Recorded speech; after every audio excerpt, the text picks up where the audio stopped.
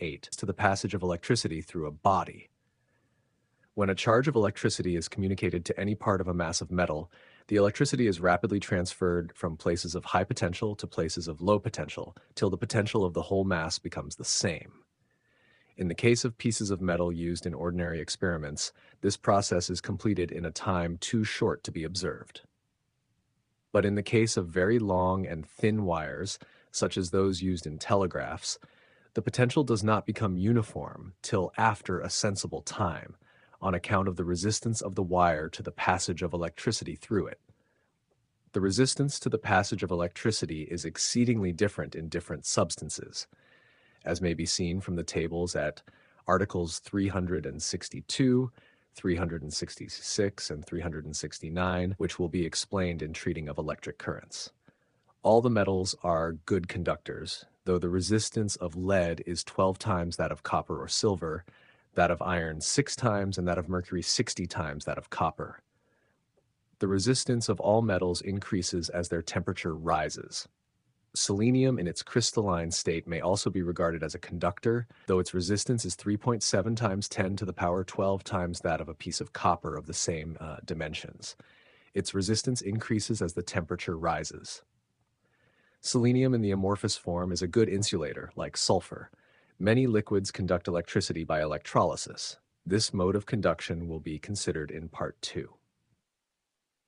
For the present, we may regard all liquids containing water and all damp bodies as conductors, far inferior to the metals, but incapable of insulating a charge of electricity for a sufficient time to be observed. On the other hand, the gases at the atmospheric pressure, whether dry or moist, are insulators so nearly perfect when the electric tension is small that we have as yet obtained no evidence of electricity passing through them by ordinary conduction. The gradual loss of charge by electrified bodies may in every case be traced to imperfect insulation in the supports, the electricity either passing through the substance of the support or creeping over its surface. Hence, when two charged bodies are hung up near each other, they will preserve their charges longer if they are electrified in opposite ways than if they are electrified in the same way.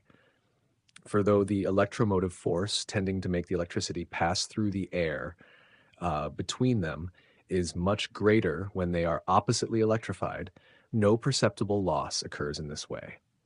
The actual loss takes place through the supports, and the electromotive force through the supports is greatest when the bodies are electrified in the same way. The result appears anomalous only when we expect the loss to occur by the passage of electricity through the air between the bodies. Certain kinds of glass, when cold, are marvelously perfect insulators. Sir William Thomson has preserved charges of electricity for years in bulbs hermetically sealed. The same glass, however, becomes a conductor at a temperature below that of boiling water. Gutta percha, caoutchouc, vulcanite, paraffin, and resins are good insulators. The resistance of gutta percha at 75 degrees Fahrenheit being about 6 times 10 to the power 19 times that of copper. Ice, crystals, and solidified electrolytes are also insulators. Certain liquids, such as naphtha, turpentine, and some oils, are insulators, but inferior to most of the solid insulators. The resistance of most substances except the metals and selenium and carbon seems to diminish as the temperature rises. Dielectrics, specific inductive capacity. All bodies whose insulating power is such that when they are placed between two conductors at different potentials, the electromotive force acting on them does not immediately distribute their electricity so as to reduce the potential to a constant value, are called by Faraday dielectrics.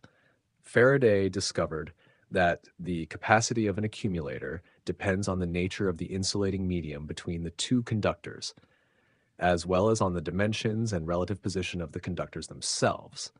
By substituting other insulating media for air as the dielectric of the accumulator without altering it in any other respect, he found that when air and other gases were employed as the insulating medium, the capacity of the accumulator remained the same, but that when shellac, sulfur, glass, and so on were substituted for air, the capacity was increased in a ratio which was different for each substance. The ratio of the capacity of an accumulator formed of any dielectric medium to the capacity of an accumulator of the same form and dimensions filled with air was named by Faraday the specific inductive capacity of the dielectric medium. It is equal to unity for air and other gases at all pressures and probably at all temperatures, and it is greater than unity for all other liquid or solid dielectrics which have been examined. If the dielectric is not a good insulator, it is difficult to measure its inductive capacity because the accumulator will not hold a charge for a sufficient time to allow it to be measured.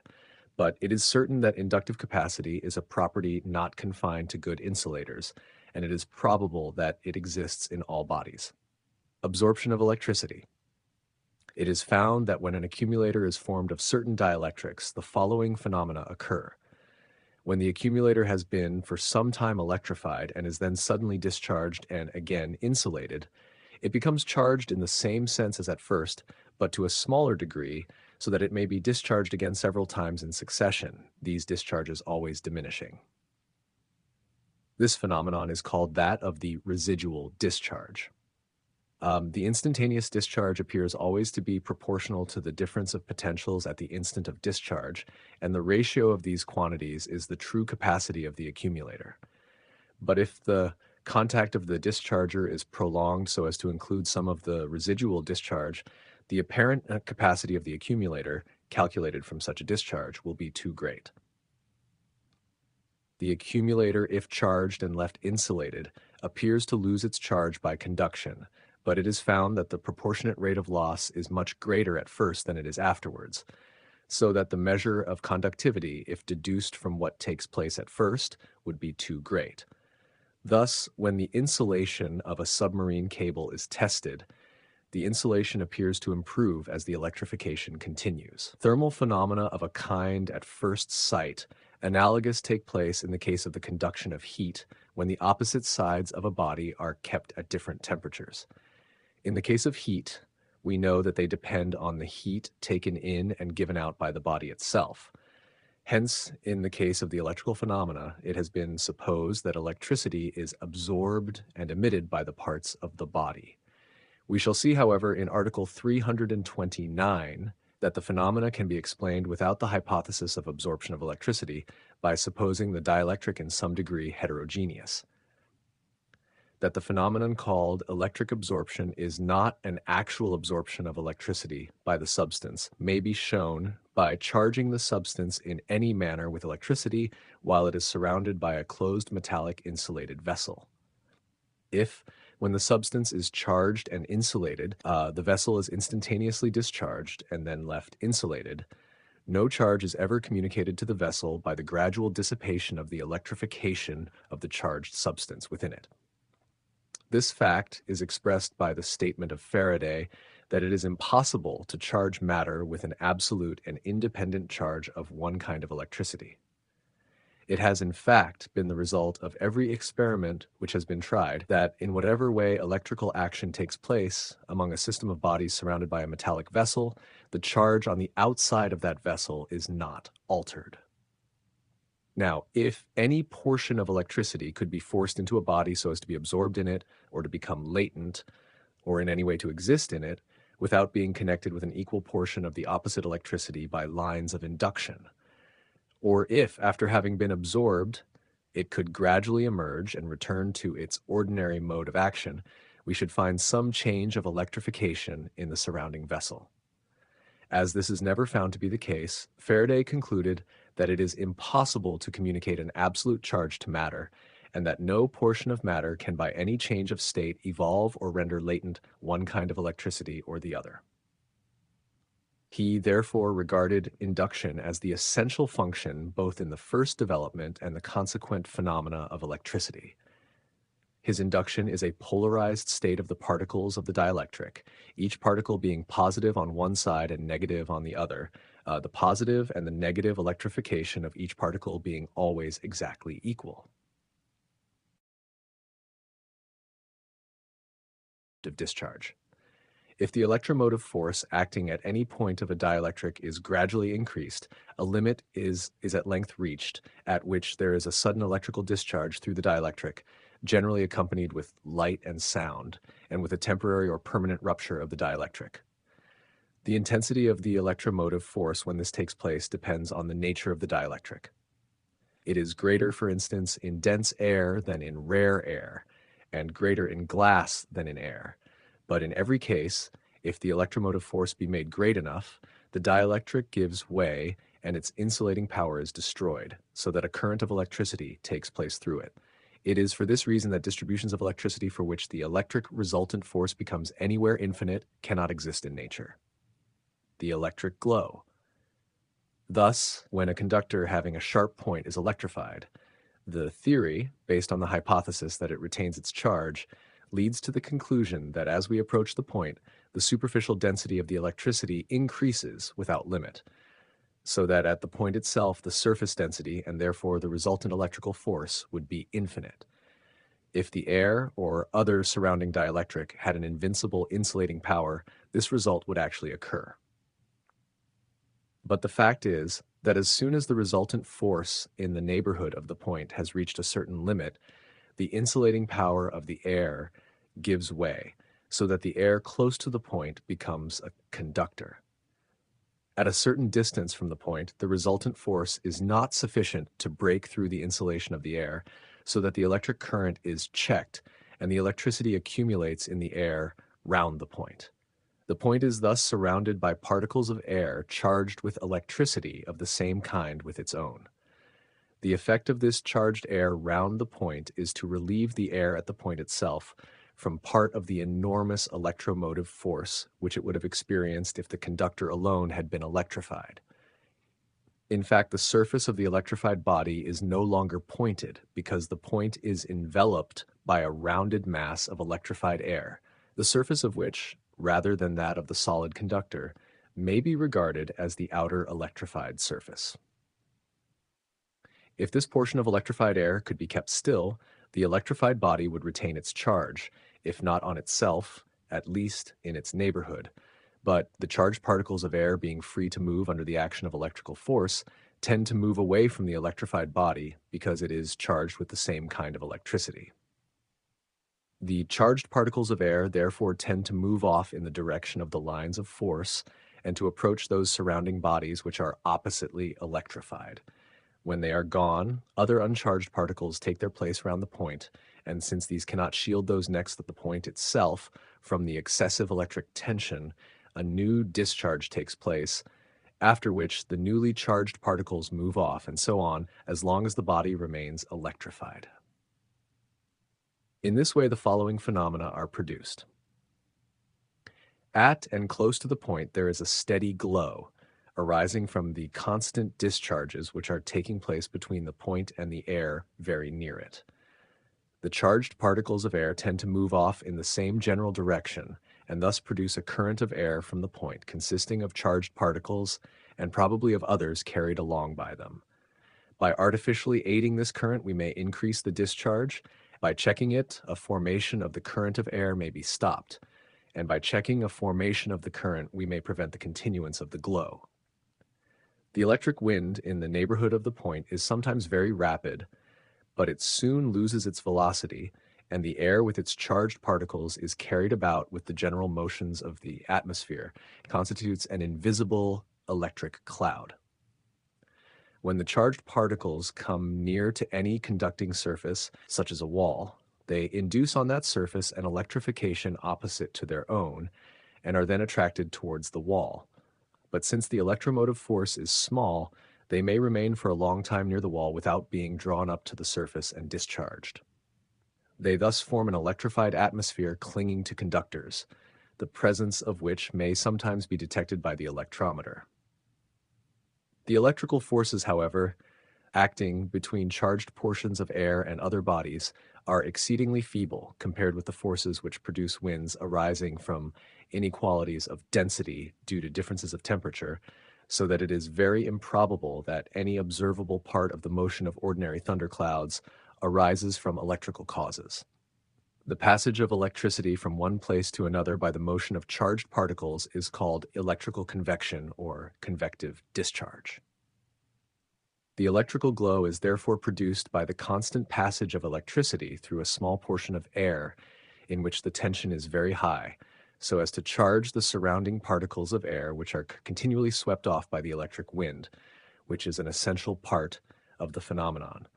The glow is more easily formed in rare air than in dense air, and more easily when the point is positive than when it is negative. This and many other differences between positive and negative electrification must be studied by those who desire to discover something about the nature of electricity. They have not, however, been satisfactorily brought to bear upon any existing theory. The electric brush. The electric brush is a phenomenon which may be produced by electrifying a blunt point or small ball so as to produce an electric field in which the tension diminishes, but in a less rapid manner as we leave the surface. It consists of a succession of discharges, ramifying as they diverge from the ball into the air and terminating either by charging portions of air or by reaching some conductor at a distance. It is accompanied by a sound, the pitch of which depends on the interval between the successive discharges, and there is no current of air as in the case of the glow. When the tension in the space between two conductors is considerable all the way between them, as in the case of two balls whose distance is not great compared with their radii, the discharge, when it occurs, usually takes the form of a spark, by which nearly the whole electrification is discharged at once. In this case, when any part of the dielectric has given way, the parts on either side of it, in the direction of the electric force, are put into a state of greater tension, so that they also give way, and so the discharge proceeds right through the dielectric, just as when a little rent is made in the edge of a piece of paper. A tension applied to the paper in the direction of the edge causes the paper to be torn through, beginning at the rent, but diverging occasionally where there are weak places in the paper. The electric spark in the same way begins at the point where the electric tension first overcomes the insulation of the dielectric, and proceeds from that point in an apparently irregular path so as to take in other weak points, such as particles of dust floating in air, on the electric force required to produce a spark in air. In the experiments of Sir William Thomson, the electromotive force required to produce a spark across strata of air of various thicknesses was measured by means of an electrometer. The sparks were made to pass between two surfaces, one of which was plane, and the other only sufficiently convex to make the sparks occur always at the same place. The difference of potential required to cause a spark to pass was found to increase with the distance, but in a less rapid ratio, so that the electric force at any point between the surfaces, which is the quotient of the difference of potential divided by the distance, can be raised to a greater value without a discharge when the stratum of air is thin. When the stratum of air is very thin, say 0.00254 of a centimeter, the resultant force required to produce a spark was found to be 52.7 in terms of centimeters and grams. This corresponds to an electric tension of 11.29 grams weight per square centimeter. The diminution of difference of potential with increase of distance between the surfaces is less accounted for when the stratum of air is thick, but divergencies occasionally occur, so that the actual force of disruptive discharge between surfaces separated by a thick stratum of air is very irregular. The ordinary pressure of the atmosphere is about 1,032 grams per square centimeter.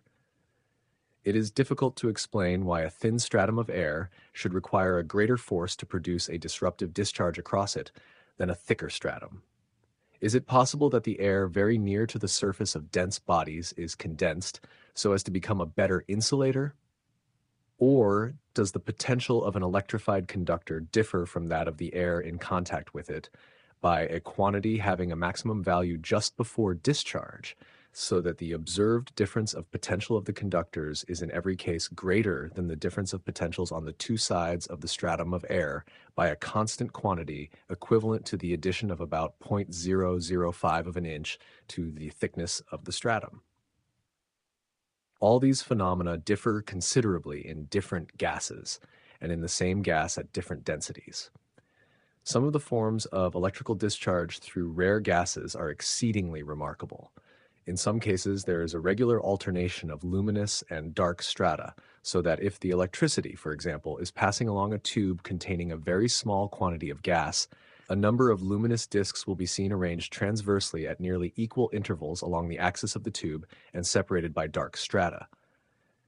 If the strength of the current is increased, a new disk will start into existence, and the old disks will arrange themselves in closer order.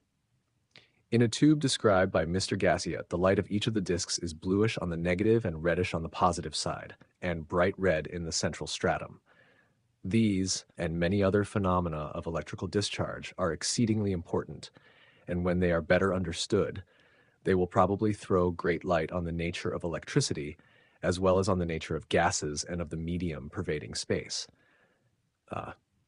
At present, however, they must be considered as outside the domain of the mathematical theory of electricity.